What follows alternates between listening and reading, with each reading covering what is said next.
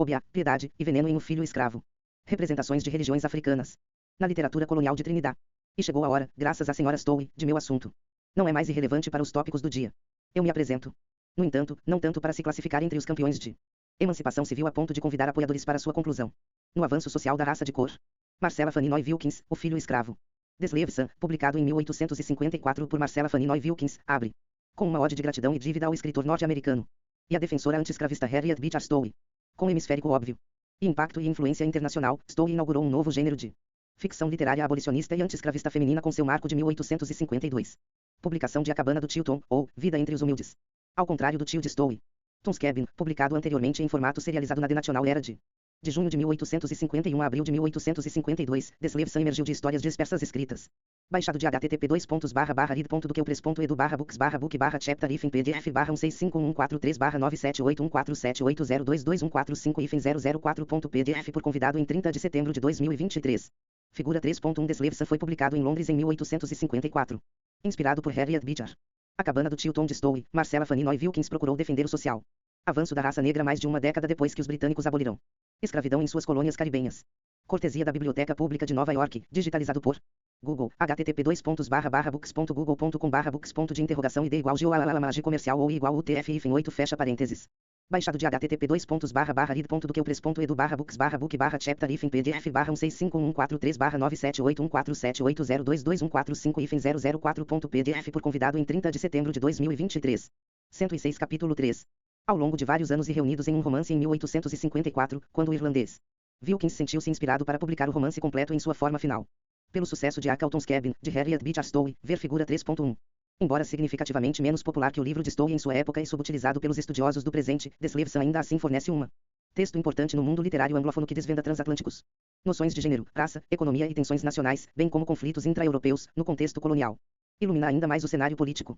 Moeda da religião e a complexa representação das religiões africanas. Obiá e religiões tradicionais africanas, enredadas nas tensões em camadas entre católicos europeus e protestantes no mundo atlântico. Além disso, o romance do século XIX tornou-se um veículo poderoso para as mulheres. Envolvimento em discursos públicos tradicionalmente reservados como propriedade exclusiva. Domínio da elite masculina branca. As mulheres brancas privilegiadas, portanto, utilizaram o romance como subterfúgio transgressor para entrar em situações sociais e políticas proibidas. Domínios e dar voz a questões convencionalmente indizíveis para as mulheres. Como estupro, tortura, crueldade, sofrimento de escravos, mistura racial e, neste caso, os segredos sobrenaturais tabu de Obiá ou o que foi percebido como feitiçaria. Nesse sentido, o romance de Wilkins contrapõe, até certo ponto, a achatamento colonial das nações complexas e dinâmicas de Trinidad em bens vendáveis e unidades exploráveis. O filho escravo também complica o padrão colonial. Construção de Obiá em Trinidad e no mundo atlântico mais amplo. Marcella Fanny Noy Wilkins figurou em um movimento maior de imigrantes irlandeses para as Índias Ocidentais Britânicas, constituindo a maior proporção do brancos em meados do século XVII. Os irlandeses chegaram a Trinidad durante os séculos XVIII e XIX por 3 razões principais. 2. Primeiro, a ligação de alguns irlandeses à milícia espanhola levou-os ao colônia. Em segundo lugar, homens e mulheres irlandeses fizeram de Trinidad outro destino. Na era pós-escravidão após a Grande Fome na década de 1840. 3. Finalmente, irlandês. Os imigrantes aproveitaram ao máximo o convite da cédula espanhola aos católicos para se estabelecerem na florescente colônia de escravos de Trinidad, um convite reforçado por dinarussos incentivos fundiários para o desenvolvimento de plantações. Isto criou emergente presença irlandesa proeminente em Trinidad no final do século XVIII e início século XIX como uma classe fundiária, em vez de contratada. Eles eram capazes de atingir este nível de respeitabilidade entre os maiores países britânicos e norte-americanos. Denúncias do século XIX dos irlandeses como uma raça separada, inferior a os anglo-saxões, suínos humanos e negros brancos. Os estudiosos argumentam que, nas Índias Ocidentais, desde o início de cada colônia, as condições sociais forçaria inexoravelmente uma alteração ou mutação fundamental do antigo. Baixado de http://read.duqueupress.edu/books/1651435-1504143/97814722145-004.pdf por convidado em 30 de setembro de 2023. Obiá, piedade e veneno em O Filho Escravo 107. Esquema de classificação e posição, elevando assim os irlandeses muito além da sua casta histórica na Europa. 5. Na verdade, os ricos e proeminentes proprietários irlandeses John Nugent, John Black e John Nihil foram 3 dos 5 membros do conselho de conselho nomeado pelo governador Thomas Picton em 1801. Picton considerou-os entre os proprietários mais respeitáveis e opulentos do colônia. 6. Alguns anos depois, Nihil, que seria nomeado presidente do tribunal, e Black, em particular, provaria ser um forte aliado e defensor de Picton quando ele foi levado a julgamento por tortura administrativa. 7. Sr. Robert Robar, o conservador britânico, membro do parlamento na Câmara dos Comuns irlandesa e secretário de Estado da Guerra e das Colônias de 1801 a 1804, também entreteve perspectiva de recrutar protestantes irlandeses e escoceses dissidentes que seriam encorajados a contratar junto com seu clero protestante. 8. O que se sabe sobre a biografia real de Wilkins permanece escasso e inconclusivo, mas serve ao importante propósito de mostrar como o seu romance pode estar situado dentro de discursos atlânticos e de gênero feminino mais amplos. Para começar, Wilkins nasceu em 5 de março de 1816, como Marcella Fanny Nugent, em Dublin. 9. Ela pode ter tido ligações familiares com a esposa do ex-governador jamaicano, General George Nugent, mas nenhuma comprovação definitiva confirmou isso de forma conclusiva. 10. No romance de Wilkins, há indícios de sua própria biografia. Aparecem enquanto ela fala sobre sua família irlandesa proprietária de escravos em Trinidad e em outros instâncias usa seus personagens para criticar o tratamento dado pela Grã-Bretanha aos brancos pobres, dentro de seus limites, referenciando sutilmente os irlandeses.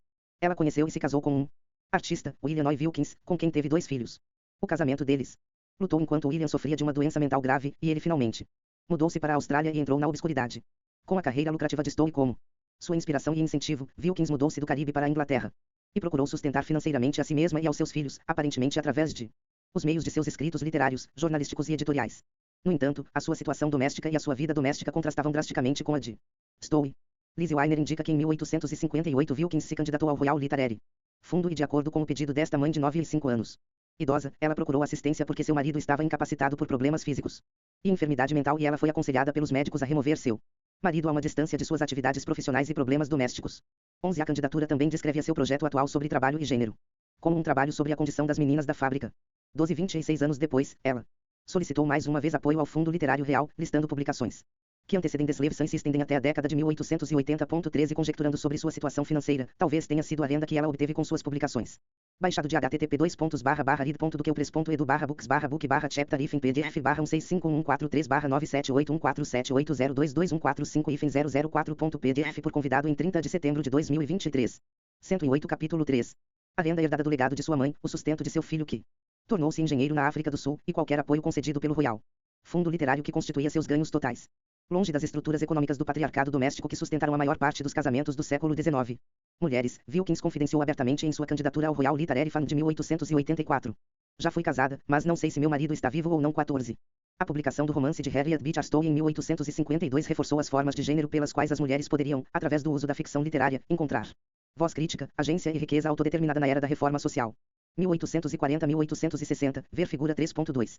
Embora em grande parte invisível nos aspectos públicos da abolicionismo, mulheres como Stowe conseguiram conquistar espaços e importantes esferas de influência através do cultivo da literatura e de um trabalho clandestino. Leitoras femininas, representando humildemente suas obras femininas como histórias, contos e um pouco fofocas, A Carlton's Cabin, de Stowe, e The Slave Sun, de Wilkins, simbolizavam estratagemas retóricos subversivos para lançar acusações sociais contra a instituição da escravidão, a degradação da descendência da África, a ruptura do lar e família, e a corrupção total das almas humanas. Eles entraram nisso discurso sobre a escravidão a partir de 2 trajetórias sociais e geográficas diferentes. Stowe como norte-americano, natural da Nova Inglaterra, descendente de uma longa linhagem de ministros e reformadores protestantes liberais, e Wilkins provavelmente da Irlanda. A herança familiar católica transformou-se em proprietários de plantações e escravos no Caribe. Como ela própria admitiu, a família de Wilkins via os africanos escravizados como repulsivos e comparou-os a uma espécie de gado ou a outros animais domésticos pertencentes à família. Ambos os escritores, no entanto, ficaram comovidos e profundamente emocionados com a publicação de 1845 da narrativa da vida de Frederick Douglass, que ganhou popularidade internacional. Atenção através das turnês de palestras de Douglass pela Inglaterra e Irlanda, de 1845 a 184-1716, ver figura 3.3. Douglass simpatizava com as circunstâncias paralelas de opressão, pobreza e privação de direitos políticos que tanto os descendentes de irlandeses como os de africanos enfrentaram. Ele fez uma analogia com as condições irlandesas, como a mesma degradação dos escravos americanos e, ocasionalmente, era conhecido por se auto-referir como uma espécie de irlandês e também um negro buscando interromper o ciclo de má educação nos Estados Unidos, pelo qual os irlandeses foram ensinados neste país cristão a odiar e desprezar pessoas de cor. 17. Acadêmicos como Brady Brereton, Rhonda Caban, Mary Rimmer, Karen Sanchez-Sepler e Lizzie Weiner especulam perspicazmente que o heróico baixado de http://read.do.que-edu/books/book/chapter pdf/165143143/97814722145-004.pdf por convidado em 30 de setembro de 2023. Figura 3.2. Harriet Beecher Stowe, 181896, autora e abolicionista, cujo romance A Carlton's Cabin vendeu milhões de cópias internacionalmente, superou somente pela Bíblia cristã. Stowe viajou pela Grã-Bretanha promovendo seu romance em 1853, apenas um ano antes do romance de Wilkins, The Slave Sun, aparecer na imprensa. Em Londres, A Carlton's Cabin, de Stowe, foi publicado em 1852. No seu auge, Stowe recebeu $10.000 por mês em royalties, pois 300.000 cópias foram vendidas em seu primeiro ano de publicação e mais de 2 milhões de cópias vendidas globalmente dentro 5 anos. Harriet Beecher Stowe, de William Atman, copyright National Portrait Galeria, Londres. Reimpresso com permissão da National Portrait Gallery. Baixado de http://rid.do que eu.pres.edu/books/book/chapter-1C514-3/97814222145 por convidado em 30 de setembro de 2023. 110 Capítulo 3. Protagonistas mestiços George Harrison e Carlton Cabin e Belfonden. Deslevison foram diretamente inspirados no personagem de Frederick Douglass. Eles afirmam que Belfond não apenas compartilha a estatura heróica, a herança mestiça e a eloquência impressionante de Douglass, mas também muitos dos detalhes da história de Wilkins. A descrição ecoa de perto a narrativa de Douglass e os relatos autobiográficos da escravidão que caracterizaram suas palestras na Grã-Bretanha entre 1845 e 1847-18. Mais importante ainda, ambas as mulheres desenharam uma circunferência literária em torno o sul da América do Norte e o Caribe britânico, conforme novelizarão o dilema sociopolítico e econômico mais pesado que o Atlântico enfrenta. Mundo. Ao mesmo tempo, canalizaram estrategicamente a sua ação anti-escravagista e causas antirracismo através dos prismas de gênero vitorianos da família, a santidade do lar, da maternidade e da inviolabilidade da piedade religiosa. Figura 3.3. Como seu contemporâneo, Frederick Douglass foi simpático para Harriet Beecher Stowe e falou publicamente dela como um anti-escravidão, defensor e aliado. Essa postura de o apoio seria coloque-o em total oposição a Martin Dalene, quem questionou credibilidade de Stowe como um verdadeiro abolicionista. Cortesia. Arquivos Nacionais. Foto número 558.770. Baixado de http://rid.do-que-eu.pres.edu/books/book/chapter-1C514-3/978147145-004.pdf por convidado em 30 de setembro de 2023. Obia, Piedade e Veneno em O Filho Escravo 111. A Orelha Preta Decepada. Várias medidas atestam a importância do tio de Stowe de Harriet Beecher. A Cabana de Tom como uma obra literária célebre em meados do século XIX. Situando o Stowe transatlântico num contexto global de leitores, o romance não só teve uma influência tremenda na América do Norte, mas também acumulou um amplo público internacional. 19 O livro vendeu 3.000 exemplares no dia da publicação, seguido por outras 7.000 vendas nos próximos dias e 10.000 cópias por o final da primeira semana.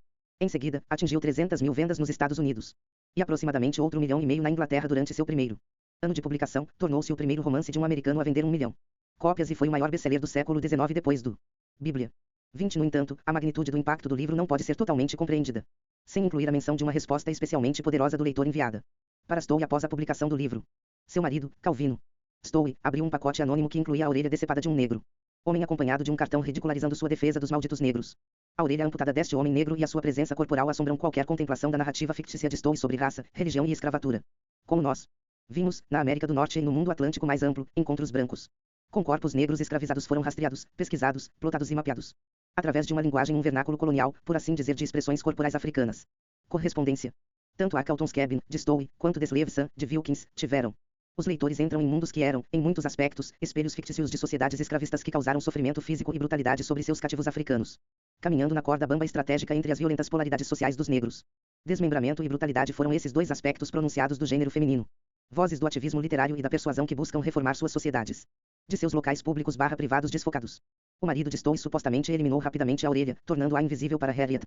No entanto, que impacto isso poderia ter tido sobre Stowe se ela tivesse visto antes de transformar seus seriados em romance? O que isso significaria? Uma mulher que havia viajado apenas uma vez para o sul, ela foi para Kentucky em 1834, 22. Como ela poderia ter revisitado e reformulado suas representações metafóricas dos piedosos Shelbys, Augustine Street Clare, do senador Bard de sua esposa, e do Hela Quaker? Como a orelha preta decepada pode ter alterado sua visão de reforma cristã e redenção no sul se ela tivesse entrado em contato com este símbolo extirpado da degradação branca do sul? Como podem as perguntas foram levantadas a respeito da natureza do protestantismo evangélico e da baixado de http://rid.do-que-eu.pres.edu/books/book/chapter-1C514-3/97814-145-004.pdf por convidado em 30 de setembro de 2023. 112 Capítulo 3. Como sua própria prática acomodou a posse de escravos e a mutilação teológica da orelha preta. Como seria um encontro somático com o permanentemente homem negro desmembrado e de uma orelha impactaram suas representações alegóricas do Tio Tom.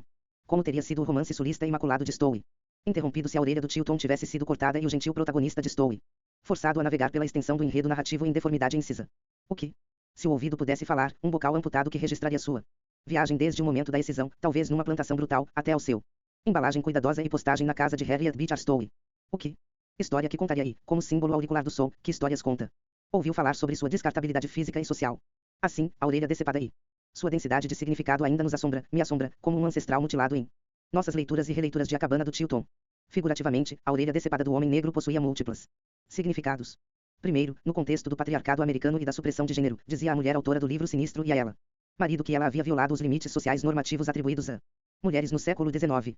Em segundo lugar, transmitiu a mensagem de que, apesar Seus esforços literários pelo abolicionismo, seu trabalho insidioso incitariam o efeito oposto e seriam responsáveis pelo contínuo desmembramento de incontáveis corpos negros escravizados.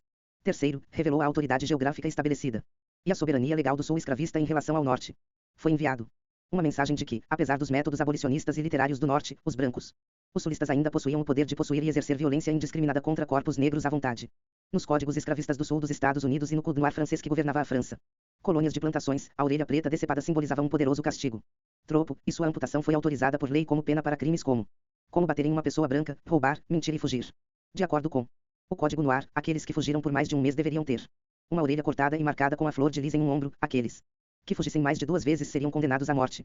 23 Da mesma forma, o Sul. Os códigos de escravos da Carolina promulgavam penalidades para fugitivos, conforme documentado por A.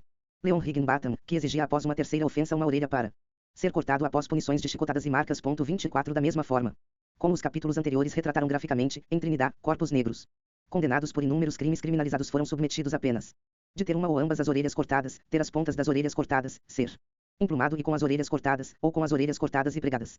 Baixado de http://rid.do.que.edu/books/book/chapter if em pdf/16514378147822145-004.pdf por convidado em 30 de setembro de 2023. Obia, Piedade e Veneno em O Filho Escravo 113. Um edifício em um município colonial. As penas de mutilação pública eram infligido não apenas aos corpos negros individuais, mas ao corpo coletivo de pessoas negras, que foram forçadas a consumir o espetáculo visual, bem como simbolicamente ouvir através da orelha decepada, a mensagem de poder e autoridade brancos desenfreados. Tais leis coloniais de Trinidad e do o Atlântico mais amplo sancionou uma cultura de mutilação de corpos negros que perdurou por toda a América do Norte até o século seguinte, estabelecendo marcação, mutilação, amputação e assassinato de negros como parte de um programa maior. Gramática social da repressão e controle racial. 25. No meio da violência sancionada pelo sul dos Estados Unidos durante a escravatura, a abordagem de Stowe a Carlton's Cabin conta uma história clássica e complexa da vida entre os americanos, a plantocracia do sul, suas famílias e a variedade de condições enfrentadas por seus cativos e vítimas escravizados. Ver figura 3.4. Entre aqueles aterrorizados sob o severo sistema de escravidão era o Chilton. Stowe o imaginou como alguém cujos traços verdadeiramente africanos eram caracterizados por uma expressão de gravidade e bom senso constante, unido com muita bondade e um exemplo de benevolência.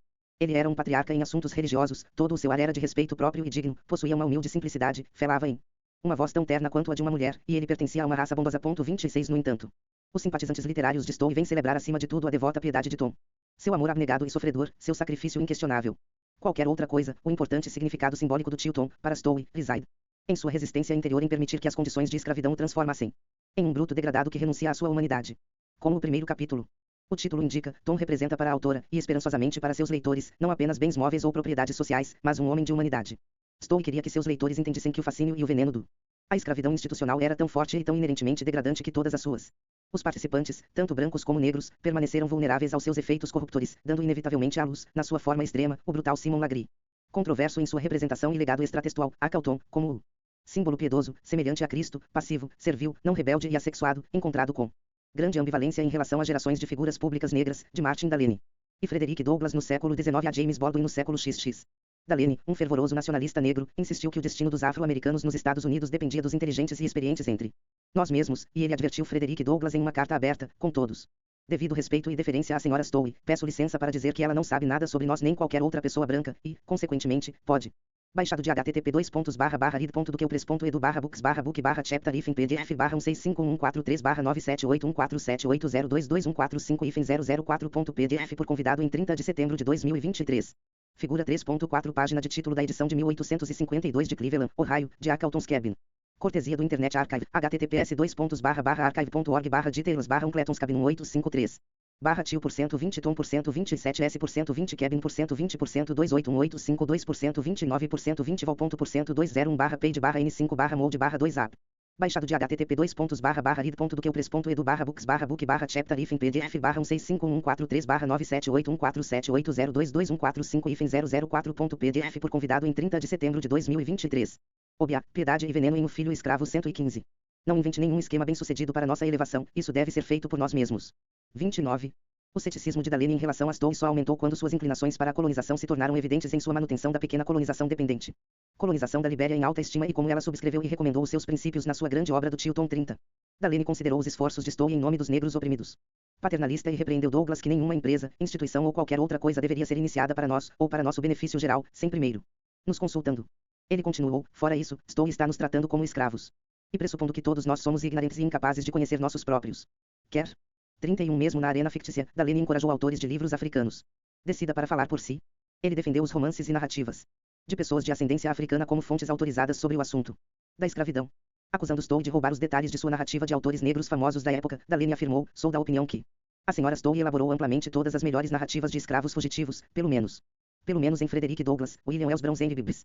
E talvez o de Lewis Clark e 32, ver figura 3.5. A réplica final de Dalene foi publicar uma resposta literária e um contraexemplo à Cabana do Chilton, de Stowe, intitulada Blake, ou As Cabanas da América. Delanis.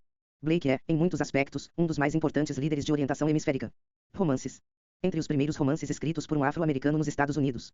Estados Unidos, retrata uma consciência transdiaspórica e uma consciência de que seus contemporâneos negros norte-americanos e caribenhos possuíam.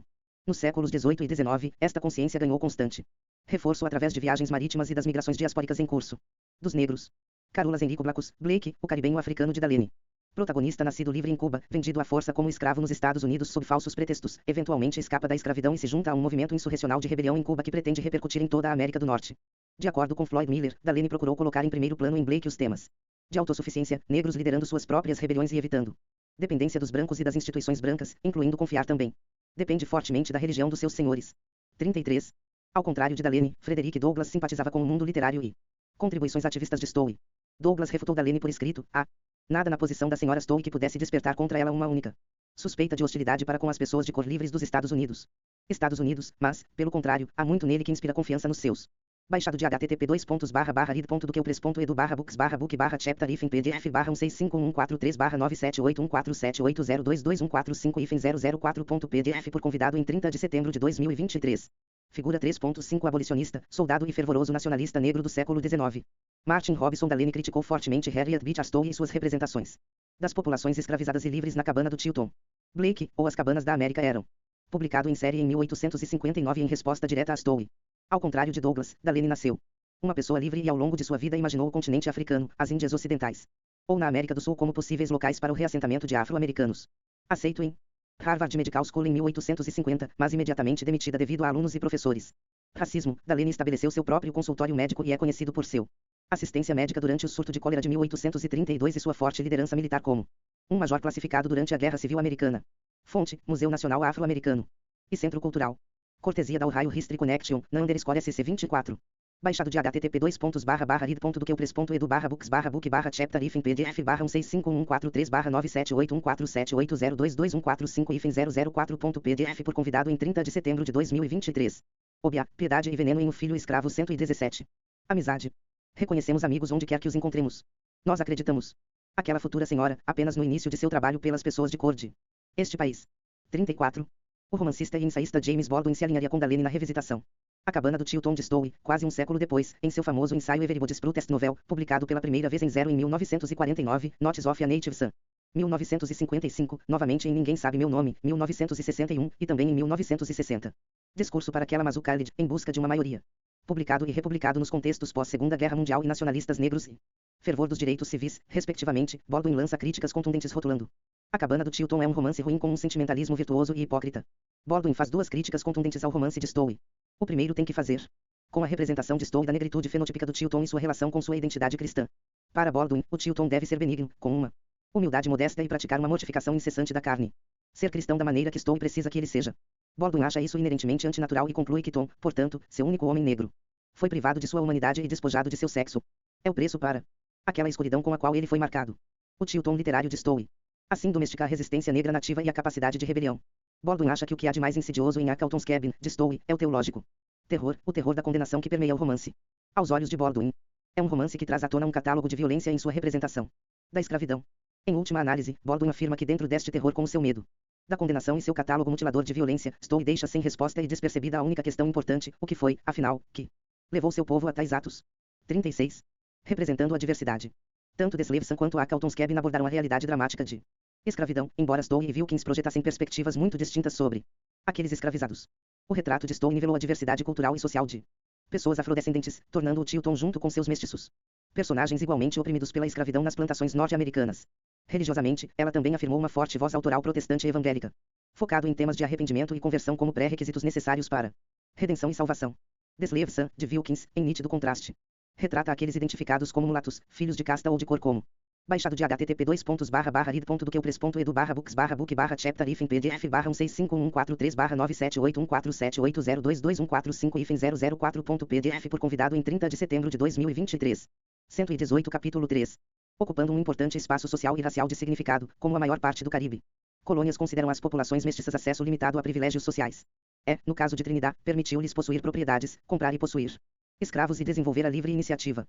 Além disso, Deslevsa não se refere às populações nativas africanas como um todo agregado indiferenciado, mas sim indica uma consciência aguda das várias nações africanas que compunham habitantes africanos da ilha no século XIX. No entanto, semelhante para Stowe, Wilkins se envolve em caricaturas problemáticas de africanos nativos e seus grupos de Sendons e o faz designando certos estereótipos sociais para nações africanas comuns no discurso popular em Trinidad. 37 O Coromantin. Nação, ou acanazante, ela se refere como provavelmente corajosa, profunda. Admiradores da coragem e destemidos. Dentro do romance, Wilkins, ao aprofundar suas tipologias literárias. Quaco, um Coromantin escravizado, declara: você acha que eu me importo com açoites? Eu. Coromantin. Açoite é bom para a pele de Coromantin, faça-me sentir corajoso para não. Nenhum cuidado. 39 Os do Loango eram retratados como a raça afeminada. Os Ebu eram considerados um povo desanimado e o mais preguiçoso e mais inúteis daqueles importados da África, que frequentemente cometem suicídio na primeira oportunidade, a partir da crença de que, quando mortos, eles imediatamente retornar ao seu próprio país distante. 40 A nação mendigo foi rotulada como uma raça astuta, covarde e traiçoeira, tornada 10 vezes pior ao ser reduzida à escravidão, e a nação Congo foi descrita como pessoas honestas e boas, como o mundo conhece. 41 Além dessas nações indígenas africanas, Wilkins contabiliza pessoas de ascendência africana que chegaram a Trinidad vindas de ilhas vizinhas, como Martinica e Granada, acompanhando seus escravizadores migrantes ou como pessoas de cor livres. Igualmente diversa no romance e na Trinidad colonial era a população racialmente designado como branco. Semibiograficamente, Wilkins, ela mesma de ascendência irlandesa. Origem, ilustrou uma presença multinacional e europeia de espanhóis, franceses e ingleses em sua Trinidad literária, com cada grupo mantendo deliberadamente fortes laços com suas origens históricas, culturais e linguísticas. Como uma reflexão disso, a língua no romance de Wilkins tece uma combinação de dialetos ingleses, franceses, espanhóis e crioulos africanos como expressões linguísticas da multifacetada população de Trinidad. Wilkins toma cuidado no romance para não apresentar uma sociedade branca homogênea em Trinidad, livre de tensões e preconceitos intrasociais e nacionais. Na verdade, e talvez por causa da sua própria simpatias, ela dedica espaço a uma longa discussão entre o Sr. Dorset, um personagem inglês que representa a visão amenizadora da escravidão, e o Sr. Cardone, católico, criticando a hipocrisia da Inglaterra. Embora tenha baixado de http://read.duqueupress.edu/books/book/chapter hífen pdf/16514378147822145-004.pdf por convidado em 30 de setembro de 2023. Obia, Piedade e Veneno em O Filho Escravo 119. Uma postura anti-escravista, esta potência imperial não demonstrou nenhuma defesa de os pobres da Inglaterra, muitos de ascendência irlandesa, e negligenciaram a compreensão de que, como afirma o Sr. Cardone, eles são escravos, como meus negros. Que Wilkins pode ter tido inclinações políticas para o patriota irlandês e provavelmente estava em apoio ao estabelecimento de uma república irlandesa independente e usou paisagem literária para incorporar sutilmente seus princípios políticos. 43. Wilkins exibe sutileza excepcional em sua representação da religião, conforme ela se inspirou no cenário multinacional e multirreligioso de Trinidad. Embora os protestantes britânicos dominassem a ilha na época em que Wilkins foi ao escrever seu romance, as fortes raízes espanholas da colônia e a grande população francesa fizeram do catolicismo uma característica religiosa dominante em Trinidad. Wilkins elogiou os católicos espanhóis, para a vergonha dos meus irmãos protestantes, por encorajando os ritos de casamento e a observância do serviço religioso entre a sua população escravizada. Em propriedades católicas espanholas, Wilkins afirma, a empregada negra tinha um título reconhecido de respeito, ela tinha influência com a família do senhor e privilégios na propriedade que eram nunca concedido aos solteiros. 44 Mais importante ainda, ela acredita o espanhol catolicismo e seu sacerdócio em Trinidad com um nível de igualitarismo presumivelmente ausente das denominações protestantes no que diz respeito aos africanos e comunidades indígenas. De acordo com Wilkins, longe de compartilhar o preconceito geral contra um toque de sangue africano, eles professaram que isso fazia parte do seu ministério para nivelar todas as categorias e condições. Eles enterraram todos os mortos dentro do mesmo recinto sagrado, sem excluir, como foi o caso em outros colônias, escravos ou mulatos, e não permitiram em suas igrejas nenhum banco ou qualquer uma espécie de assentos privados, de modo que dentro do recinto de seus templos o cenário apresentado foi um de perfeita igualdade, o negro, o mulato e o índio, ajoelhando-se destemidamente ao lado do homem branco, orando ao mesmo Deus e beneficiando igualmente dos cargos de ministro. 45. Wilkins vai muito além do retrato que Stowe faz da religião vivida pelos afrodescendentes através de seu tratamento prolongado e extenso da prática religiosa de Obiá, sua influência na cultura de plantação africana e sua relação ambivalente com o cristianismo. Stowe oferece um comentário sobre superstições menores entre as populações negras escravizadas e brancas de classe baixa, mas Wilkins, em vez disso, representa o Obiá como um sistema sobrenatural que supostamente impede a propagação do cristianismo entre alguns africanos escravizados. E é simbólico de um sistema moral e ético alternativo, antitético ao princípios cristãos. No entanto, para crédito de Wilkins, ela não apresenta este Obiá malévolo como a única forma de prática e expressão religiosa entre os africanos escravizados e, de forma surpreendente, ela se estabelece como Baixado de http://rid.doqueupres.edu/books/book/chapter hífen pdf/165143789781478022145 hífen 004.pdf por convidado em 30 de setembro de 2023. 120 Capítulo 3.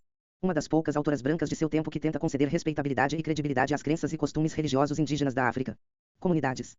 Obiá, o grande espírito. Pense na sua liberdade toda vez que você vir a cabana do tio Tom, e deixe-a. Seja um memorial para lembrar a todos vocês de seguirem seus passos e serem tão honestos e fiel e cristão como ele era é a mensagem final Harriet Beecher. Stowe faz com que seu personagem George Shelby se pronuncie aos negros recentemente emancipados sob seus cuidados, ver figura 3.6. O trabalho literário de Stowe a comove leitores em direção a um crescendo de piedade cristã, como tio Tom de seu comunidade, não Jesus, servindo como sua inspiração sacrificial simbólica. De Deus. A providência é abundante, e porque tanto o norte como o sul foram culpados.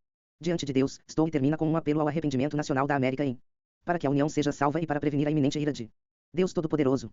46 Na avaliação de Stowe, o arrependimento da América reverterá o mal público e o capital comum do pecado que a nação fez da escravidão, e permitir que Deus governe um mundo de humanidade cristianizada.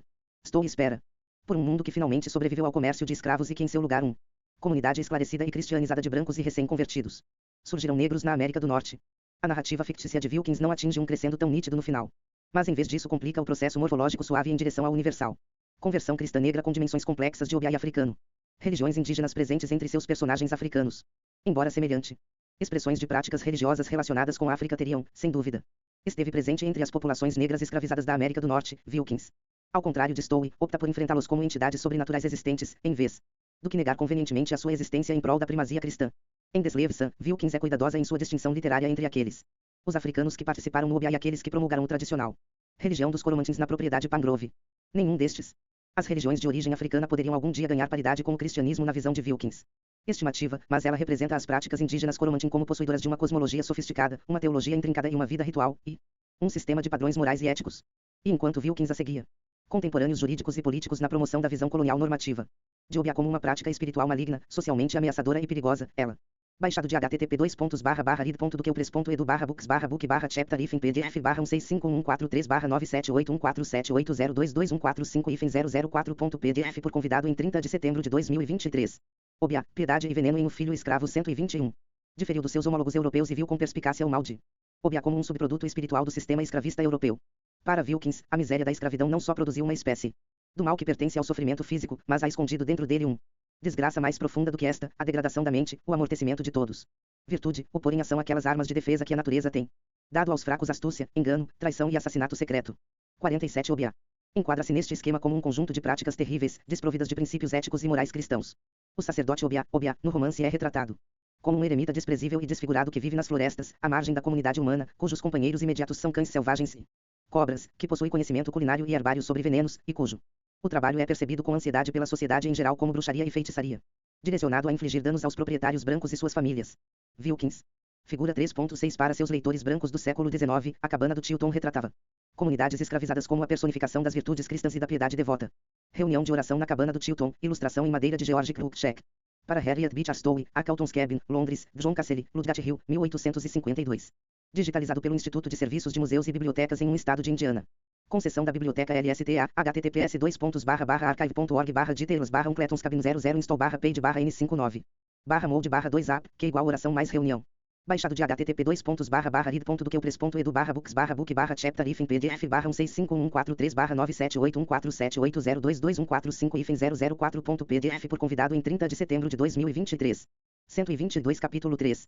Enfatizar aos seus leitores uma imagem unidimensional de Obiá que fala corrupção moral, um impedimento à enculturação africana e uma fonte de caos social. O Obiá da imaginação literária de Wilkins envenena impiedosamente senhores, amantes e bebês enquanto matavam gado aleatoriamente e escravizavam africanos para se vingarem dos senhores de escravos. Além disso, Obiá cimenta pactos malignos com a escória da sociedade branca e incita revoltas e rebeliões em propriedades de plantação. No romance, africanos e europeus partilham a crença no Obiá. Cosmologia. Cardona afirma que sabe muito bem o que está desbastando fileiras dos meus negros, mas se sente inepto no combate às suas forças. 48 Senhora. Também está convencida de que a morte dos seus 4 filhos e da nora foram causados diretamente pelas más práticas de Obiá.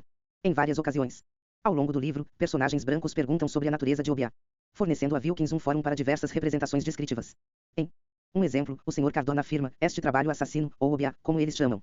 Isso tem acontecido novamente em minha propriedade nos últimos 2 anos, não? Apenas o gado desapareceu dezenas e dezenas de vezes, mas meu melhor e mais escolhido. Negros.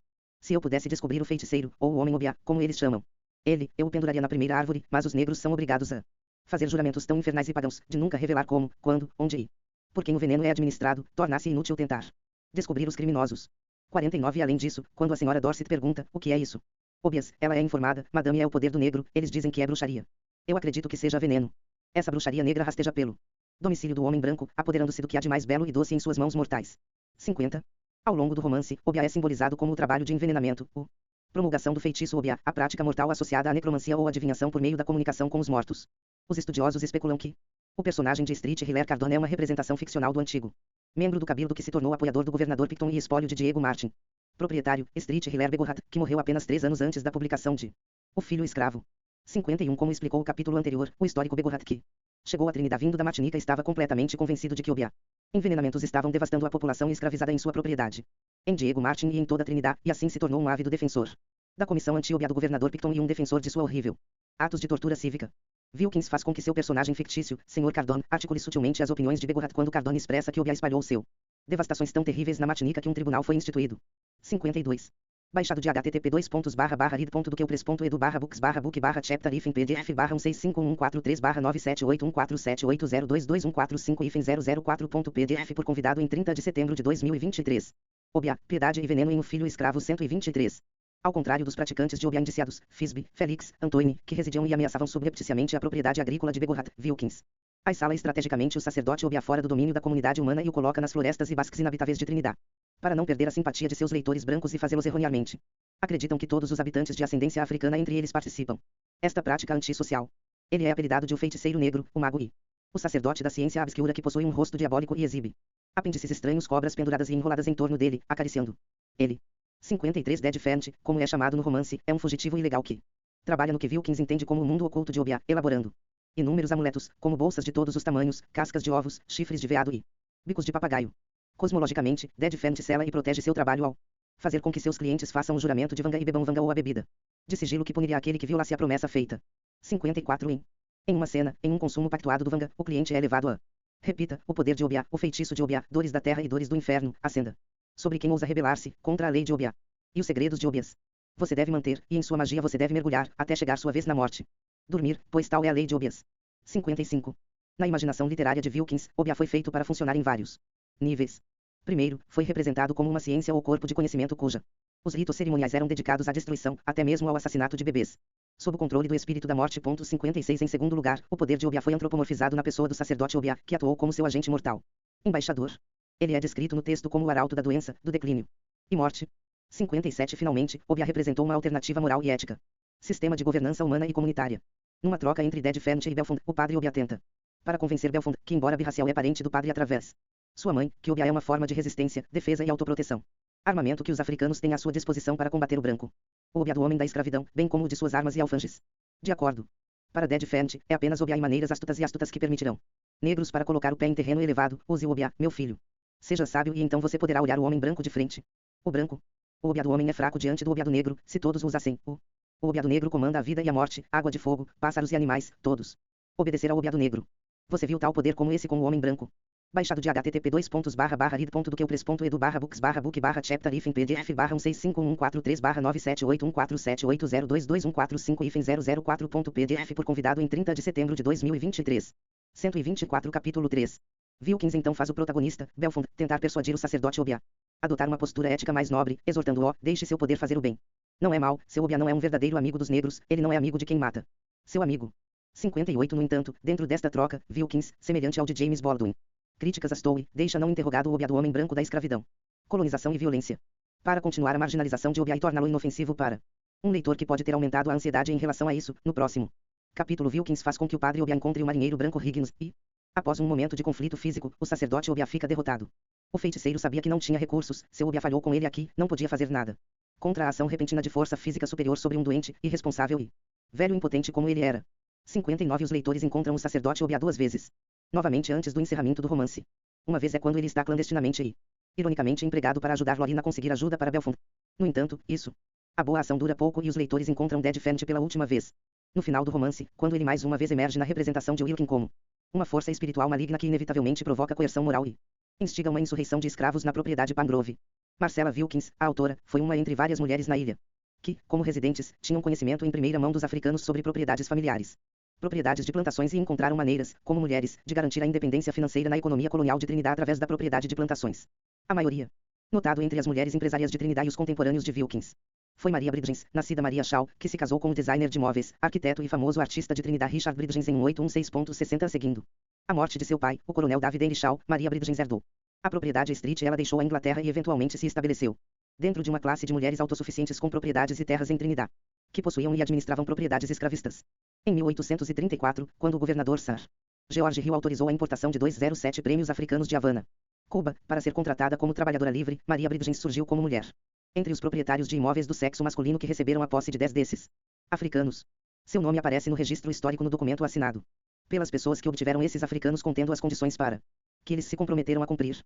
61 Bridgens estava entre 21 proprietários de imóveis e procuradores de proprietários de imóveis que assinaram para reconhecer ter recebido de Sua Excelência o Honorável Senhor George Fitzgerald Hill, governador e comandante em chefe vários macho. Baixado de http://read.do-press.edu/books/book/chapter-if em pdf/16514349781402025-004.pdf por convidado em 30 de setembro de 2023. Obia, Piedade e Veneno em O Filho Escravo 125. E mulheres negras africanas chegaram recentemente de Havana para serem empregados como trabalhadores agrícolas livres nas fazendas das referidas listas ou lotes. Após o que lhes foi dado um recibo para 10 dos africanos juntamente com um memorando dos seus sexos e dos seus nomes africanos e de baptismo. 62. Apesar dos caminhos diferentes de Wilkins e Bridgens para a segurança financeira e construção de riqueza, as mulheres raramente emergiram como participantes ativas na era colonial. Economia escravista de Trinidad.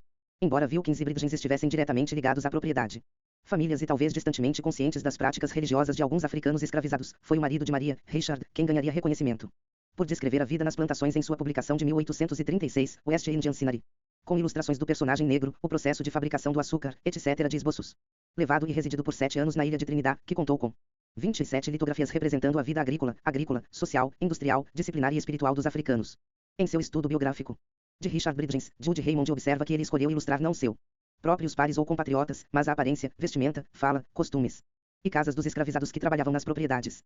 63 Durante sua ocupação de 7 anos em Trinidad, começando em 1825, Bridgens não foi de forma alguma significa um simpatizante anti-escravista.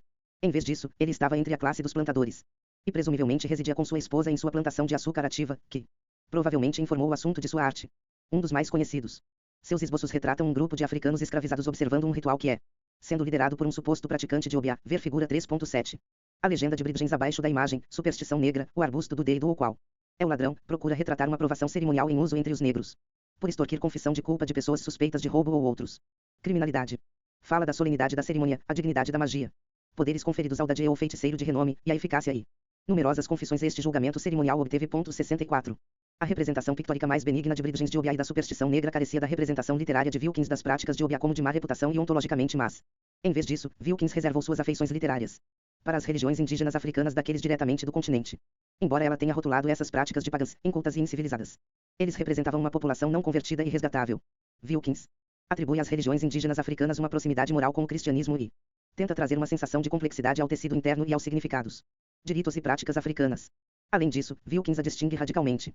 Baixado de http://read.doqueupress.edu/books/book/chapter-if em pdf/165143472214780221445-004.pdf por convidado em 30 de setembro de 2023. 126 Capítulo 3. Representação de Obiá das tradições indígenas continentais, dando aos leitores uma garantia sutil de que o melhor das tradições africanas pagãs poderia ser traduzido nos princípios mais elevados do cristianismo. Ao demonizar com sucesso o Obiá das Índias Ocidentais como um contraponto nefasto e iníquo, Wilkins poderia, em última análise, desviar o olhar para o que agora poderia ser visto como algo benigno e práticas inofensivas da religião africana e convencer o seu público mais amplo de a eventual assimilabilidade dos africanos na sociedade branca com exposição e instrução adequadas. Incorporando os princípios da tradição sagrada africana estava a personagem Anamoa, uma coromantinha escravizada em Trinidad. Quando ele tenta defender honra de sua filha, Talima, ele é espancado impiedosamente e eventualmente. Figura 3.7 Litografia do artista, arquiteto e designer britânico Richard Bridgens. A superstição negra, o do do bush, ou que é o ladrão, retrata uma cerimônia aparentemente passada pelos olhos do autor sendo liderada por um dadê ou feiticeiro de renome. Em uma fazenda em Trinidad. Bridgens explica a cerimônia como exortar confissão de culpa de pessoas suspeitas de roubo ou outros crimes. Com o tempo, a litografia tornou-se uma representação visual popular de Obiá no Caribe britânico. As representações de Bridgens sobre a vida africana escravizada no Caribe ganharam destaque ao longo do tempo e a compra de uma primeira edição original é vendida por quase 25 mil. Fonte, Richard Bridgens, Cenário das Índias Ocidentais, com ilustrações do personagem negro, o processo de fazer açúcar, etc. a partir de esboços feitos durante uma viagem e residência de 7 anos no Ilha de Trinidad, 1836, placa 21. Baixado de http://rid.doqueupres.edu/books/book/chapter hífen pdf/1651443/9781478022145 hífen 004.pdf por convidado em 30 de setembro de 2023. Obia, piedade e veneno em O Filho Escravo 127. Sucumbe aos ferimentos. De forma bastante intrigante, Wilkins faz de Anamor uma não cristã equivalente e paralelo do tio Tom em seu romance. Um membro de realeza africana, ele sofreu traição e acabou sendo vendido para o comércio de escravos. Agora velho e fraco e recentemente reunido com seu filha há muito perdida, Anamor torna-se vítima do violento chicote do motorista escravo. Anamor é descrito como um rei caído, generoso e gentil. Em seu leito de morte, ele diz: filhos, minha última palavra, sejam fiéis uns aos outros. Verdade, honestidade, bondade para com o tirano, lembrem-se, ó filhos, é traição para vocês mesmos. Filhos, que assar-se, o espírito de misericórdia, espalhe seu ouro. Asas sobre você. Eu estou indo. Em um dos poucos momentos ao longo do texto em que ela se dirige diretamente ao leitor sobre o destino de Anamor, Wilkins implora: mas, cale-se, leitor. Me dê um momento de paciência antes de dizer uma palavra de dúvida. Não foi do triunfo de Cristo que eles falaram, nem da glória de o vindouro reino dos céus. Eles nunca haviam recebido as novas do Santo Evangelho, para trazer conforto às suas almas, para dar esperança aos seus corações angustiados. Eles estavam pagãos. As orações inexplicáveis na reunião eram igualmente lotinas para eles. O palavra Jesus foi para esses pobres negros simplesmente uma palavra dura que eles mal conseguia pronunciar. No entanto, Deus não abandona nem mesmo suas criaturas mais humildes. Na estação de seus problemas e dores. Sobre a alma escura e não ensinada do negro moribundo pairava o compassivo anjo da misericórdia, e embrulhado em a superstição africana de que a morte leva ao exílio à sua terra natal, surgiu o vago prenúncio de um mundo melhor, a promessa de descanso, de paz, de felicidade, para sempre. Não houve luto, mas palavras de encorajamento. E expressões alegres, e muitas mensagens de amor para seus distantes amigos. Essas criaturas sussurraram para o exilado que voltava para sua casa. Filhos, disse ele, o grande espírito me chama para ele, aquele cujo olho é o sol que dá luz ordenou que, ao primeiro raio da luz de amanhã, meu espírito partirá para a região do meu nascimento. 65. Enquanto os leitores recebem um retrato unidimensional de Obia como mau, assassino, venenoso e descaradamente imoral, Wilkins fornece uma textura. Ilustração da religião tradicional africana, cosmologia, iconografia e teologia sofisticadas, ritos consuetudinários e códigos éticos que regem o ser humano. Comunidade. Os leitores entram em um mundo onde a natureza é sacralizada e a árvore do algodão de seda é transformada na sagrada árvore fetichista da propriedade. Os humanos existem neste mundo onde o grande Akonfong, o Criador, e o misericordioso Assarsi, que governa a terra com misericórdia e regeneração, auxilia os humanos a desviar as aflições do espírito maligno Obonei. Baixado de http://rid.doqueupres.edu/books/book/chapter hífen pdf/1651443/9781478022145 hífen 004.pdf por convidado em 30 de setembro de 2023. 128 Capítulo 3.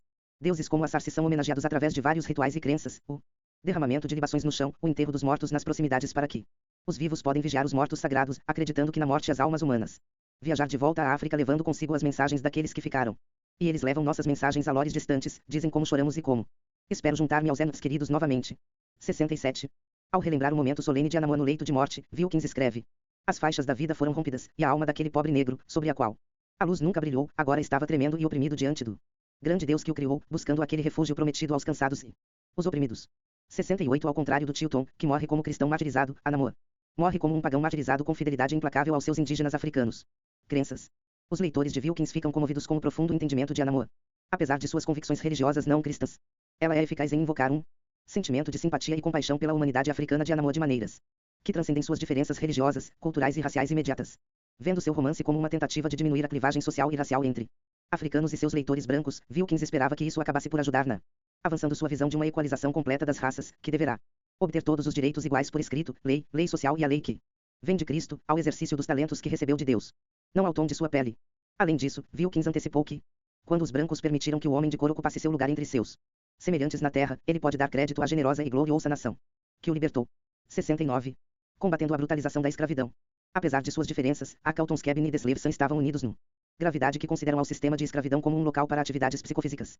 Trauma, a brutalização dos corpos africanos e o que chamo de brutalização das personalidades humanas. De acordo com Stowe, o que é peculiar à escravidão e distingue a da servidão livre, é má, e apenas má, e isso continuamente. Ela prossegue revelando que o grande objetivo do autor ao escrever tem sido trazer este assunto da escravidão, como uma questão moral e religiosa, diante das mentes de todos aqueles que professam ser seguidores de Cristo, neste país. 70 para Stowe.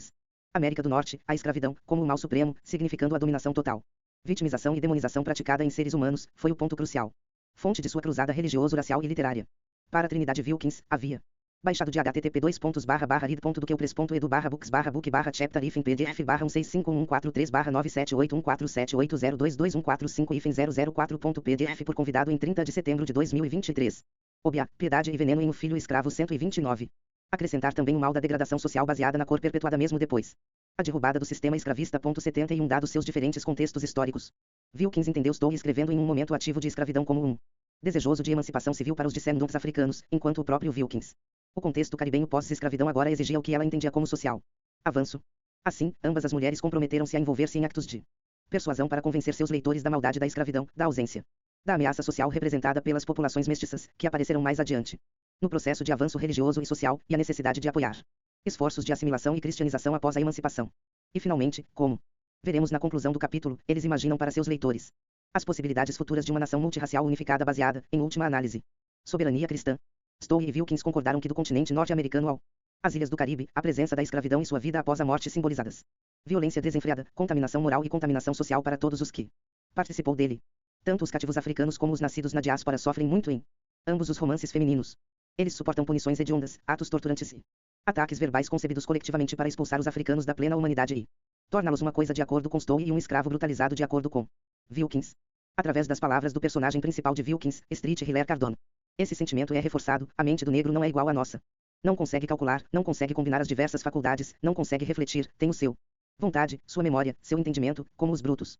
Portanto, ao lado do bruto eu considero o negro, e sua raça deve se curvar diante dos brancos inteligentes. 72. Assim, em ambos os romances femininos do século XIX, os africanos tornam-se animalizados. Como negro, cachorro, fera, babuíno, orangotango, macaco preto, diabo negro, feio, guaxinim, pacote de lixo e assim por diante.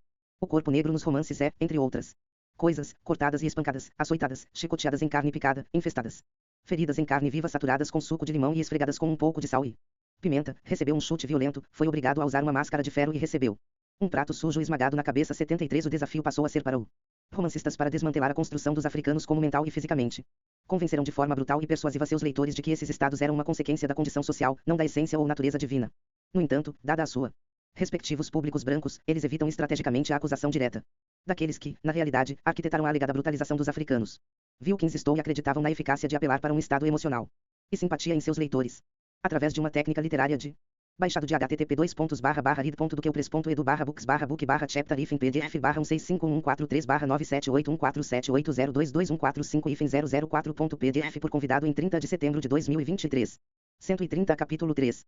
Em versão empática, procuraram desobjetificar o significado social e categoria de escravo e colocar os africanos em papéis humanos justapostos como pais, mães, filhas, filhos, maridos, esposas, adolescentes, idosos e cristãos no relacionamento com seus leitores. Assim, quando o fugitivo de Stowe pergunta ao amante branca, Senhora Bard, você já perdeu um filho? Sinta por mim. Perdi dois, um após o outro, deixei-os enterrados lá quando veio embora, e só me restou este, disse a leitora materna com empatia. Se conecta não com um escravo fugitivo objetificado, mas com uma mulher, esposa e mãe que enterrou dois filhos e agora está protegendo desesperadamente o seu filho restante. Stowe aborda estrategicamente seu público feminino diretamente sobre este assunto com um apelo: peço-te, tenha pena da mãe que tem tudo suas afeições, e não um direito legal de proteger, orientar ou educar a criança do seu seio. Peço-lhe, tenha pena daquelas mães que são constantemente feitas sem filhos pelo comércio de escravos americano. E digam, mães da América, isto é algo a ser defendido, com o qual simpatizar, ignorado em silêncio. 74. Wilkins procura invocar um sentimento semelhante durante a reunificação do pai, Anamoa, e filho, Talima. O negro velho olhou para cima, um grito rasgou o ar, e Talima, jogando-se em seu pescoço, caiu desmaiando em seu pés. Era o seu filho africano há muito perdido, que ele considerava o seu antigo olhos nunca mais foram vistos. 75 Neste caso, o leitor pode interpretar as emoções de Anamoa e Talima não são como as dos coromantins escravizados, que presumivelmente possuem costumes pagãos, mas como os de um pai e filha dilacerada e reunida num contexto de tragédia humana. Através deste artifício literário de atribuir humanidade aos africanos, Wilkins e Stowe esperava mitigar e transcender a distância racial e social, aumentar a noção de integração social africana e universalizar o sofrimento humano e a condição humana. Stowe e Wilkins ampliam essa abordagem sentimental em suas representações de personagens mestiços. Os descritores físicos de sua raça mista. As personagens femininas Elisa, Lorraine, Emmeline e Cassie são detalhadas em ambos romances, muitas vezes com um exotismo previsível. They are described with the phrases: donzela gentil, a mais bonita, cabelos sedosos caindo em tranças ondulantes, quase até os pés, cílios longos e umedecidos e modestos em seu comportamento. Disse que essas mulheres mestiças têm um refinamento de sentimentos. Ser a mulher mais bonita da Louisiana e possuir o peculiar ar de refinamento, aquela suavidade de voz e maneiras, um presente especial para as mulheres mestiças ou mulatas, beleza do tipo mais deslumbrante e uma aparência pessoal atraente e agradável. Os autores, no entanto, pareciam obrigados a desmascarar o preço desta beleza e as tentações. Baixado de http://read.duqueupres.edu/books/book/chapter-if em pdf /1651439781478022145-00224 por convidado em 30 de setembro de 2023. Obia, piedade e veneno em O Filho Escravo 131. Que tornam a beleza uma herança tão fatal para um escravo. 76 Suas sociedades eram escravistas que fetichizavam sexualmente as mulheres escravizadas, resultando em violação sexual e, no romance de Stowe, a mercantilização na forma de o público e desavergonhado. Venda de lindas mulatas e mulatas em Nova Orleans. 77 No entanto, mesmo com este fardo, mulheres como Elisa de Stowe e Lorraine de Wilkins são modelos piedosos. Crentes, Lorraine adora no santuário sagrado da Virgem, a protetora de donzelas. 78 Apesar do amor eterno de Lorraine por Belfond, suas súplicas para ele Belfond, não me peça para fazer o que está errado. Eu não poderia usar itens roubados. Dinheiro. A Virgem Santa nos proteja. Mas sejamos honestos de fato. Ressoa com leitores católicos devotos. 79. Além disso, homens e mulheres mestiços são retratados como mais inteligentes e mais hábeis do que as pessoas nascidas em África a navegar no terreno social o mundo branco. Eles existem em cada romance como os únicos personagens de ascendência africana que não falam dialeto. Em ambos os romances, George e Belfond são defendidos como fugitivos habilidosos cuja inteligência, capacidade de se passar por brancos, cavalheiro, destreza e forte senso de amor e devoção ao cristão. Mulheres em suas vidas permitem que elas sejam triunfantes no final. À medida que seguimos seus jornadas perigosas e sombrias em direção à liberdade, o leitor está ciente de sua dignidade justa, seu amor pela liberdade e seu desejo de ser homem, e não um bruto chamar a esposa de seu seio de sua esposa, e protegê-la da ilegalidade. Violência, para proteger e educar seu filho, ter uma casa própria. A Religion of Reason, a Character of Reason, um subject odeu of another. 80. Em suma, George na América do Norte e Belfond no Caribe querem o mesmo. Direitos e liberdades que os Estados Unidos e a Inglaterra reverenciavam e protegiam. Dentro das suas fronteiras soberanas e colônias para a sua população branca livre. Consequentemente, essas figuras mestiças foram habilmente retratadas como não diferentes dos leitores dos autores, unindo personagens e leitores em uma desejo coletivo de lar, família, educação, virtude, liberdade e religião. A população mestiça não representava nenhuma ameaça à boa governação dos países existentes. Sociedade e ajudou os leitores brancos no hemisfério ocidental a reimaginar e adquirir distância psicológica das populações mestiças reais que participou da insurreição do Haiti no século anterior. Tais medos poderiam ser acalmados pelas representações de Stowe e Wilkins, e pelos leitores de Wilkins em particular foram orientados a ver o símbolo da tez mais clara não tão revolta ou estupro, mas como aquilo que secreta mas seguramente envolve o enxerto de intelecto europeu sobre os fortes e calorosos sentimentos de África. 81 Ao contrário do puro. Africanos que poderão necessitar de passar por processos mais extensos de e reforma cultural, a casta mista, em virtude da genética europeia, herdou estes naturalmente, diminuindo assim a clivagem social e racial.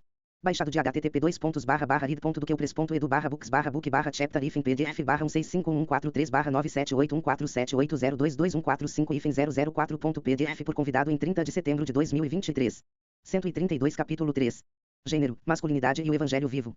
Marcella Noy Wilkins e Harriet Beecher Stowe estavam profundamente cientes de sua posição como mulheres dentro de um discurso público mais amplo sobre a escravidão e reforma social. Ofereceram perspectivas de gênero sobre a reforma que cultivaram o poder da domesticidade e transformou a esfera privada numa fonte de ativismo. Como mulheres do século XIX, elas endossaram uma ideologia do que Catherine Schlor chama de feminismo baseado na domesticidade ou, mais comumente, de feminismo doméstico, em que o lar poderia ser visto como uma fonte dinâmica de poder, autoridade e influência. 82 Wilkins, em particular, procurou demarcar os limites de influência dentro dos quais as mulheres poderiam exercer sua influência de gênero, poder e controle. Na sua opinião, a emancipação política do raça de cor é um feito para os homens. 83 As esferas públicas de influência relacionadas à política e ao legislativo não eram as arenas que ela via as mulheres habitarem prontamente. Em vez disso, as mulheres deveriam trabalhar em nome do avanço social da africanos, cultivando dentro deles sempre que possível aqueles aspectos de família, lar e religião que se mostraram fundamentais para a sociedade. Catarina Beecher, irmã de Harriet Beecher Stowe, sublinhou de forma semelhante os limites que delineiam a soberania das mulheres. De acordo com Beecher, um homem pode agir na sociedade através da colisão do intelecto, no debate público, ele pode coagir pela combinação do sentimento público, ele pode dirigir pela força física e não ultrapassa os limites de sua esfera. Mas tudo, o poder e todas as conquistas que são lícitas às mulheres são as únicas que apelam aos princípios bondosos, generosos, pacíficos e benevolentes. A mulher deve conquistar tudo pela paz e pelo amor.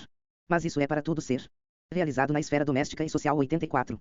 No seu tratado sobre economia doméstica para o uso das jovens senhoras em casa e em escola, que mais tarde ela revisou com sua irmã Harriet e republicou em 1869. Como The American Woman's Home, ou Princípios da Ciência Doméstica, Catharine Beecher defendeu a superioridade moral das mulheres e insistiu que, ao dominar a vida doméstica, as mulheres poderiam redimir a cultura americana. Implantando os princípios da ciência doméstica, as mulheres são capacitadas para utilizam o círculo doméstico como sede da sua influência em questões sociais mais amplas, de acordo com Stowe e Wilkins. Como é o caso dos personagens de Stowe. Senhora Bardia Quaker Raquel Halliday e Senhora Dorset de Wilkins, mulheres. Dentro de suas esferas domésticas têm a capacidade de exercer influência sutil. Fornecer proteção e segurança às suas contrapartes escravizadas e desafiar leis e convenções sociais que impediam tais proteções. Essas mulheres.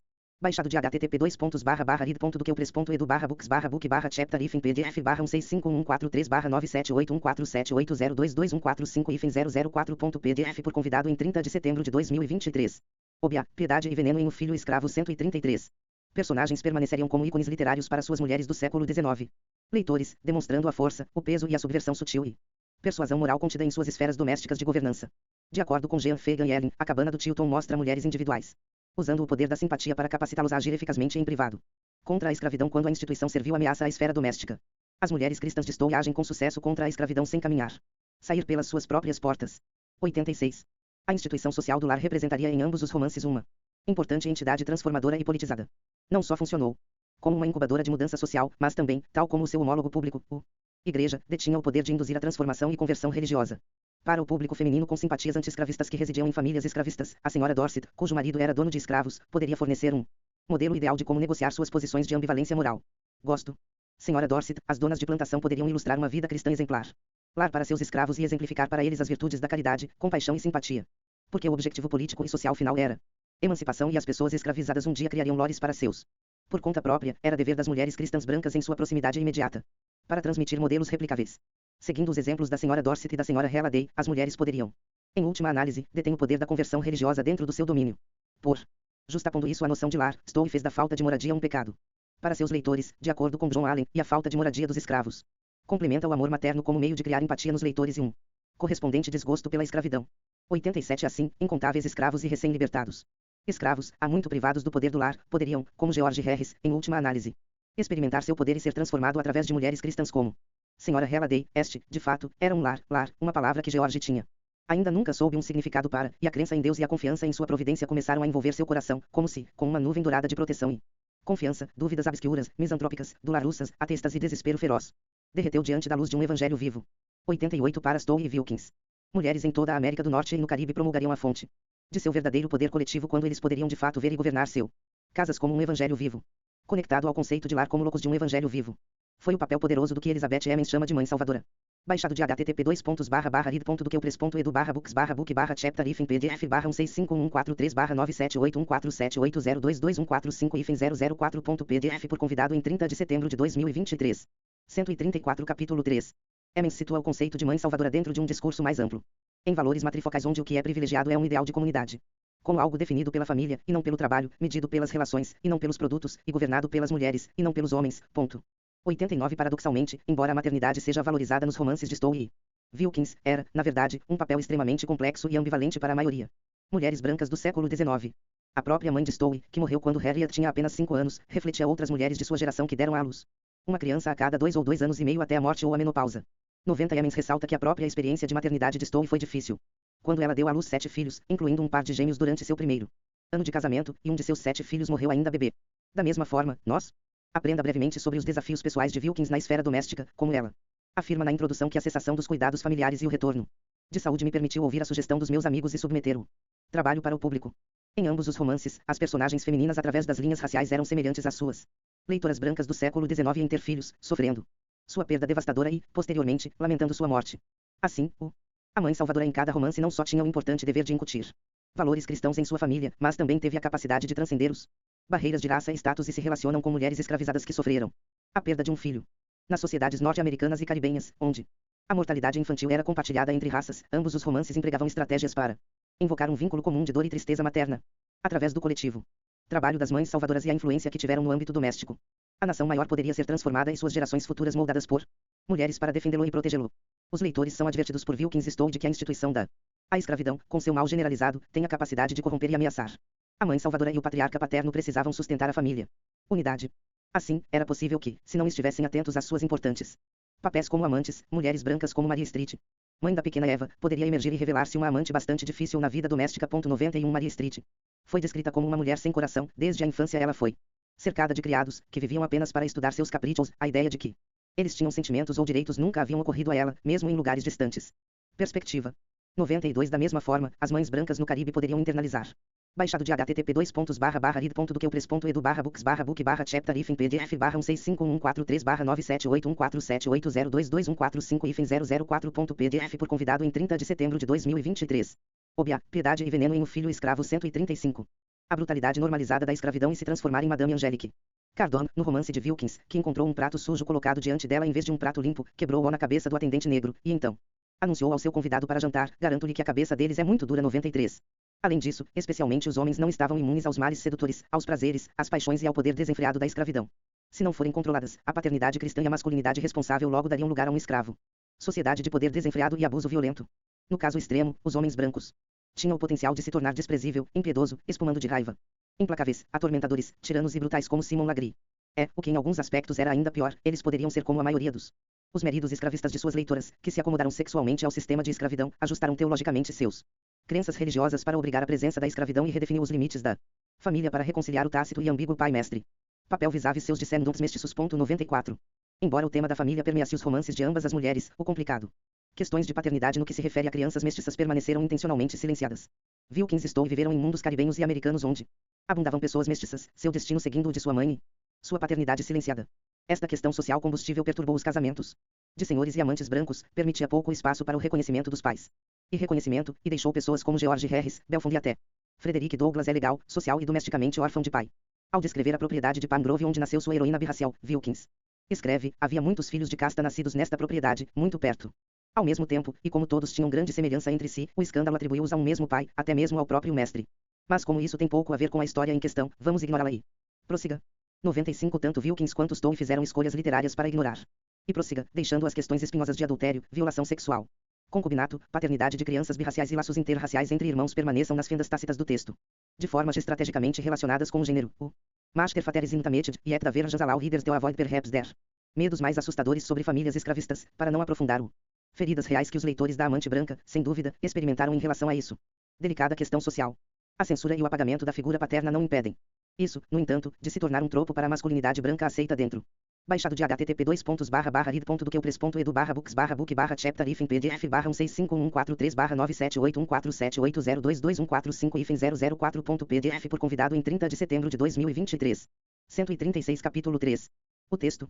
Aqui, Wilkins e Stowe retratam aos seus leitores o paradoxal símbolo da masculinidade e como suas respectivas sociedades permitem que alguém seja um cavaleiros de elite e proprietários como Augustine Street Clare, Street. Sr. Dorset enquanto possui e participa na characterização de africanos, sendo pai, crianças escravizadas e tolerando a violência punitiva e disciplinar. Por mais que a masculinidade negra viesse a ser definida nesses romances, Wilkins e Stowe demonstram grande cuidado em não desmantelar a norma construída. Eles permaneceram leais às invenções dominantes da masculinidade negra, em muitos aspectos, minando a integridade dos seus próprios objetivos. Homens negros. Teve que ser cuidadosamente construído como brutalizado, domesticado, infantilizado ou feminizada para ser aceitavelmente resgatável. Aqueles que não se enquadravam. Esta tipologia, como a figura africana Anamoa, teve que ser envelhecida. E fraco e, em última análise, não ameaçador para a ordem social atual. Ambos. Os romances apresentam homens mestiços de forma semelhante. Sem dúvida, Stowe e Wilkins. Desenvolveu personagens como George Harris, Stowe, e Belfond, Wilkins, como dispositivos literários para transmitir suas convicções de que os homens mestiços possuíam a solução masculina. 96 Tal como o seu herói Frederick Douglass, estes facsímiles mestiços personificavam o heroísmo, a ousadia e a determinação. 97 No entanto, embora tivessem semblantes semelhantes aos dos seus homólogos brancos, nem George nem Belfond tiveram permissão de arbítrio ou liberdade para dar vazão total a sua raiva, para definir a liberdade fora dos valores morais britânicos e norte-americanos, ou ir muito além do rebanho e da influência das virtudes cristãs. Ao postular uma maternalização da teologia cristã, Stowe, no entanto, um grau maior do que Wilkins, apresenta o Chilton como um homem feminizado. Personagem imbuída de oração, piedade e pacifismo. 98 Cynthia Griffin Wolf oferece uma leitura perspicaz do personagem masculino do Chilton que muda o olhar daquele em que é uma manifestação de fraqueza ou submissão cega e passiva àquela em que a atitude não violenta do Chilton, a resistência passiva e a prudência espelhavam as abordagens dos abolicionistas negros condicionados pela hostilidade encontrada no norte. Wolf observa mais que Stowe garantiu que as estratégias de Tom são sempre eficazes em salvar seus entes queridos, confortando assim o leitor com a segurança que a não violência fornece a melhor proteção do que atos de agressão e suas consequências retaliatórias. 99 Além disso, para uma sociedade ainda não reconciliada ao seu medo do escuro, o título familiar e relacional tio anexado Toton permite que os leitores minimizem seus medos do grande, de peito largo e homem de constituição poderosa, de um preto totalmente brilhante e um rosto com verdadeiramente africano características. Sem de acordo com James Baldwin, Chilton é, por exemplo, se ele é chamado de tio, uma espécie de santo. Ele está lá, ele persevera, ele nos perdoará e baixado de http://read.do-que-edu/books/book/chapter-if em pdf /1651434978143/97814722145-004.pdf por convidado em 30 de setembro de 2023. Obia, piedade e veneno em O Filho Escravo. 137. Esta é a chave para essa imagem. Mas se ele não for tio, se for apenas Tom, ele é um perigo para todos. Ele causará estragos. Quando ele é o tio Tom, ele não faz sexo. Quando ele é Tom, ele faz, e isso obviamente diz muito mais sobre as pessoas que inventaram esse mito do que sobre as pessoas que são o objeto disso. 101 Na minha opinião, a cuidadosa alavancagem política de Stowe. A criação do tio Tom permite que este tio negro continue a fazer parte do uma família americana maior e um lar nacional que ela e Wilkins procuram criar. 102 Seu destino, embora marcado pela tragédia na proteção de Emmeline e Cassie também representa, para Stowe, o triunfo sobre um sistema escravista que tentava fomentar uma brutalização interna entre seus cativos, algo que muitos dos personagens femininas negras não conseguiram escapar. Em O Filho Escravo, a assustadora responsabilidade da mãe salvadora parecia praticamente impossível para as mulheres negras e tornou o sistema de escravidão ainda mais moralmente insidioso, pois supostamente roubou desta população escravos, mulheres de seus instintos naturais para cumprir esta função. É importante notar que em ambos os romances apenas as personagens femininas da casta mestiça podem elevar-se acima de sua condição de escravidão e não permitir que isso impeça sua incorporação do papel de mãe salvadora. Há uma justaposição flagrante entre esses personagens e as mulheres africanas e de pele escura do romance, que aparecem desprovidos da maior parte de seus instintos maternais naturais. Atos prolongados de repetidos violência sexual, a venda e separação de crianças de suas mães, e a incapacidade das mães escravas de proteger seus filhos de danos físicos foram os principais fatores que Deslevson atribuiu a esse estado desmaternalizado. De acordo com Wilkins, agora as mulheres negras ou gostam apaixonadamente de seus filhos, ou eles são irremediavelmente indiferentes a eles, e foi para a última classe a qual a mãe de Lorin pertencia. O escravo havia caído. Condição de bruto, seu instinto maternal, se é que tal alguma vez existiu. Com ela, desapareceu com os gritos da criança, e ela veio para. Considerava sua prole mestiça como uma estrangeira com quem ela não tinha nada a ver. A escravidão aniquilou todo o poder de pensamento, cuidado, vontade, até mesmo autopreservação. Ela não era de forma alguma um caso raro, havia muitos. Gostava dela, mesmo na propriedade a que pertencia. 103 mesmo no livro de Stowe. A esposa do tio Tom, a tia Chloe, de pele escura, não tem o instinto do que Diane Stewart explora como maternidade no volume 2.104. Tia Chloe se refere aos seus filhos, Mose e Pat, como negros e jovens irritantes, ameaçando derrubá-los uma casa de botão, o único toque físico. Ela estende aos filhos vem na forma de uma bofetada. O maltratamento da tia Chloe com seus filhos negros necessariamente está em primeiro plano. Uma discussão crítica sobre a representação e tratamento de crianças negras. Baixado de http://rid.do.que.edu/books/book/chapter if em pdf/16514378143/9781478022145-004.pdf por convidado em 30 de setembro de 2023. 138 Capítulo 3. Ao longo de Shackleton's Cabin e Deslevson, crianças negras em ambos os romances são menosprezados, tornam-se alvos de violência brutal, angariam escassa simpatia e ficam praticamente desprotegidos. Na cabana do tio Tom, eles são chamados de coisinhas sujas, bebês sujos, uma criatura, um macaco, possuindo diableria selvagem, depravado, parecido com um duende, feio, pagão, pequeno fuligem. Ouriços, aquela coisa e perverso. Embora os leitores de Shackleton's Cabin sejam apresentado pela primeira vez ao jovem Tapsi como uma criança negligenciada e abusada, com grande vergonhas e calosidades nas costas e ombros, os leitores não são convidados sentir simpatia pela criança. Em vez disso, mesmo abusada, ela é obrigada a funcionar como alívio cômico no romance, com Santa Clara se divertindo uma espécie de a criança, chamando-a, aqui, Tapsi dando um assobio, como um homem faria. Para chamar a atenção de um cachorro, dê-nos uma música, agora, e mostre-nos um pouco do seu dançando. 106 Da mesma forma, bebês e crianças negras em Deslevson vivenciam abuso cruel, muitas vezes sem consideração solidária dos adultos ao redor deles. No contexto caribenho, eles estão encurralados longe de suas mães, que são obrigadas a trabalhar nos campos e mantidas na criação. Casas. Punições vicárias poderiam até ser infligidas a um bebê por infrações cometidas por sua mãe. No caso de Coralie, seu filho foi levado de ela como punição e trancada, o pirralho chorão teve convulsões e morreu. 107 Finalmente, quando Talima, filho de Anamoa, o Coromantin, tentou intervir em nome de seu pai, interpondo seu corpo entre ele e o chicote, o Sr. Dorset tentou implorar em seu nome, dizendo, mas, garota, ela não fez nada. Mas o Sr. Cardone o ignorou, ordenando, golpeie. Vá até ela, motorista, e deixe-a ficar bem, quando ela desmaiar, continuaremos com o pai dela. 108. Em contraste às crianças brancas dos romances Eva e Leonce, são retratados como angelicais e delicados e como tesouros protegidos tanto pelo branco e personagens negros a todo custo. Tom arrisca a vida mergulhando no rio para salve Eva do afogamento, durante uma insurreição de escravos, Lorin, em vez de juntando-se à resistência coletiva, arrisca sua vida para garantir a segurança de Leonce em outra plantação. As crianças negras, por outro lado, são consistentemente as vítimas de violência, infanticídio, abuso verbal e abandono de proprietários de escravos, com muito pouca invocação da simpatia do leitor e na virtual ausência de qualquer personagem adulto branco ou negro se colocando em risco ou sacrificando em seu nome. É somente através do caráter da criança Eva, frágil, moribunda e socialmente impotente, que o reconhecimento branco desce abuso dos negros. Filho se chama, eu te amo, Tapsi porque você não teve pai. Ou mãe, ou amigos, porque você foi uma criança pobre e abusada. Demonstração de compaixão cristã, Tapsi experimenta uma metamorfose interior. Baixado de http://rid.do.que.edu/books/book/chapter if em pdf/16514378147822145 por convidado em 30 de setembro de 2023. Obia, Piedade e Veneno em O Filho Escravo 139. Stowe é capaz de demonstrar o poder penetrante do amor cristão e sua capacidade transformadora na relação com os negros escravizados. Em última análise, isso troca entre o filho branco do mestre e o filho negro do proprietário de escravos simboliza para Stowe a esperança em uma geração futura pela qual a visão de um modelo cooperativo e interracial de coexistência cristã poderia um dia será possível na América do Norte. Eu apenas fiz o seu ditado. Utilizando um gênero aparentemente benigno, Stowe e Wilkins acreditavam no potencial evocativo da literatura de ficção como um meio de comunicação intercultural por meio do qual os elevados ideais da reforma social poderiam ser consumidos de forma palatável por seus leitores. Essas mulheres racistas românticas brancas se entendiam como engajadas no trabalho de tradução entre seus leitores brancos e os personagens que eles reificam. Cabana do Tio Tom de Harriet Beecher Stowe e Marcella Deslevson, de Fanny Noy Wilkins, representa importantes experimentos literários. Nos comentários narrativos de mulheres do século XIX sobre os efeitos sociais do sistema escravista transatlântico e suas consequências na América do Norte e Trindade. Transfigurando o romance literário num veículo de crítica social, Stowe e Wilkins foram capazes de criar um modelo aceitável, mas potencialmente espaço social subversivo para as vozes das mulheres. 110 Elas situaram-se no limiar da Lores das mulheres, dentro do alcance do poder das mulheres, a capacidade de influenciar um mundo futuro de acordo com as leis e princípios maiores de Deus de universalidade. Liberdade. Ambas as mulheres estabeleceram os seus escritos literários como representações autorizadas das comunidades de ascendência africana, das suas vidas religiosas cristãs. No caso de Wilkins, as religiões tradicionais africanas e outras tradições considerados sobrenaturalmente perigosos e antissociais, como Obia. De acordo. A introdução do romance de Alfred Kessel, Harriet Beecher Stowe, em particular, foi consumida por uma religião emocional pessoal e dolorosamente segura que poderia ser chamada de invenção do século XIX, foi tão particular e imediatamente dirigida ao poder curador e redentor que ela sentia, como uma mulher cristã, em contato direto com Deus. 111 Referindo-se ao livro do Chilton Cabin, Stowe comentou certa vez, eu não escrevi. Deus escreveu. Eu simplesmente fiz isso. Seu ditado. 112. No final, através de perspectivas distintas de gênero e racializadas no mundo atlântico, tanto Stowe como Wilkins forneceram importantes exemplos literários do século XIX de como o poder da escrita imaginada por Deus poderia resgatar prontamente os escravizados e ex-escravizados em toda a América do Norte e Trindade. No entanto, mesmo dentro das suas simpáticas representações literárias da África, baixado de http://rid.do.que.press.edu/books/book/chapter if em pdf/165143472147814022145-004.pdf por convidado em 30 de setembro de 2023. 140 Capítulo 3. Povos. Nenhum dos autores escapou da imaginação colonial branca dos religiosos e violência cultural e atribuição racial romântica que refletem os Estados Unidos e sociedade de Trinidad durante a escravidão.